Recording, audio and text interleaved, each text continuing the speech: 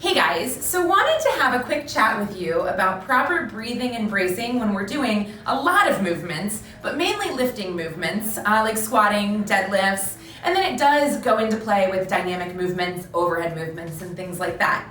So the first step is really understanding how to use your diaphragm to increase pressure through your midsection. So as people, a lot of times we take these big breaths in and we really rise through our chest and our ribs, and we're using all these muscles up here to expand, to make room for the air to go in our lungs. What we really want to do is we want to make sure we take that breath in, we keep this nice and calm, and our diaphragm goes down, ultimately creating pressure through our whole midsection, right? So bad breath, or, I mean, not bad, breathing's good, we don't want to not breathe, but we take that big breath and our chest rises, and what we want to try to do is take that breath and expand through here. And that really takes a lot of practice for some people. If you are really new to it, the best thing you can do is really lay on the ground. So down on your back, get in this nice position where you're thinking about having your rib cage pull down, and then you can always dig into your sides or pinch in here and work on taking that big breath in and pausing.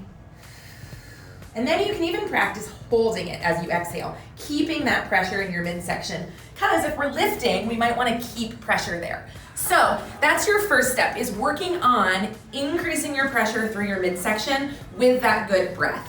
So that's step one. Step two, can I maintain it? And then step three is, can I get that pressure and move correctly while I have that pressure through my midsection? So really what we're talking about there is if I'm gonna deadlift or I'm gonna squat, my ribs are down, my hips are under. As I take my breath, I expand, and my first movement should be this hip hinge. Whether I'm deadlifting or cleaning or squatting, I really hinge at my hips first. So what that looks like with a squat, which is really opposite of what some people think with a squat, right? So we're squatting, and a lot of times you hear in weight rooms like chest up, chest up. So you're really thinking like, ooh, I'm gonna drive my chest up and I'm gonna do this squat. But what that did was really create a lot of extension through my low back, compressing on my spine, compressing on my discs, and my paraspinals were really working instead of my core and my abdominal muscles in this whole area, keeping my spine stable. So not bad, but not ideal.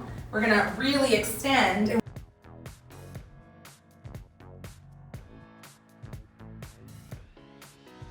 What we want to do is ribs down, take that good breath, hinge, and then go down and do our squats. So you can see how that was a better position and I didn't overuse my lumbar area.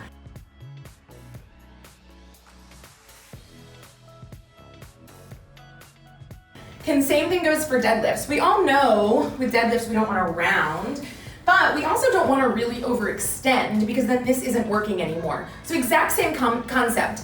I create pressure, I hinge to perform my deadlift movement. Keeping this one solid motion so that our spine is stable and it's not being compressed or rounded throughout the movements.